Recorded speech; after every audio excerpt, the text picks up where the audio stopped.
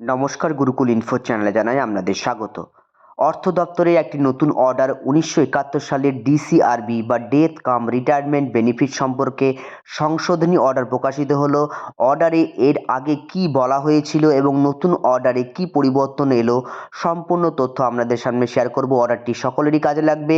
ভিডিওটি শুরু করার আগে চ্যানেলে যারা নতুন তাদের বিশেষ অনুরোধ, চ্যানেলটি সাবস্ক্রাইব করে পাশে থাকবেন, পাশে থাকা বেল বাটনটি অবশ্যই প্রেস করে দেবেন। অর্ডারটি পশ্চিমবঙ্গ সরকারি অর্থ দপ্তরের একটি অর্ডার 20 ফেব্রুয়ারি 2026-এ প্রকাশিত হয়েছে।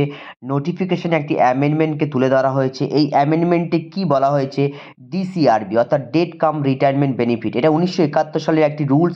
এই রুলসের মেনলি দুটো পার্ট, অর্থাৎ কোনো এমপ্লয়ি তার বেঁচে থাকা এবং মৃতকালীন যে ডেট কাম গ্র্যাচুইটি, সেই গ্র্যাচুইটির যে পরিবার বা পরিবারের যে সংজ্ঞা বা সদস্য, সেই সদস্যর মেনলি সংশোধন এই অর্ডারে বলা হয়েছে।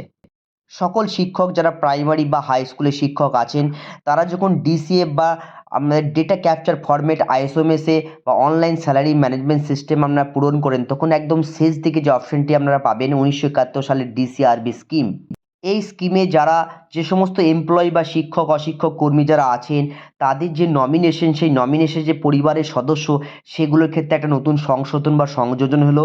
আগে ক্ষেত্রে আমরা যেগুলো এই বেনিফিট পাওয়ার জন্য যে সমস্ত লোকগুলো বা যে সমস্ত মেম্বারগুলো একদম নমিনেটেড বা এলিজেবল ছিলেন, তাদের ক্ষেত্রে এই পরিবর্তনটা এলো। এর আগের যে নিয়ম ছিল, সেখানে পুরুষ কর্মীর ক্ষেত্রে তার স্ত্রী এবং মহিলা কর্মীর ক্ষেত্রে তার স্বামী এবং সৎ পুত্র সহ একদম পুত্র, অবিবাহিত বিধবা অথবা ডিভোর্সপ্রাপ্ত ডটার, 18 বছর বয়সের নিচে ভাই অথবা অবিবাহিত বোন, বাবা এবং মা। নতুন করে সংযোজন হলো ম্যারিড ডটার বা বিবাহিত মেয়ে। অর্থ দপ্তরে এই অর্ডারের ফলে অনেকে উপকৃত হবে। নতুন করে নিয়মের পরিবর্তন হলো। ভিডিওটি এই পর্যন্তই। সকলে ভালো থাকুন, সুস্থ থাকুন, ধন্যবাদ।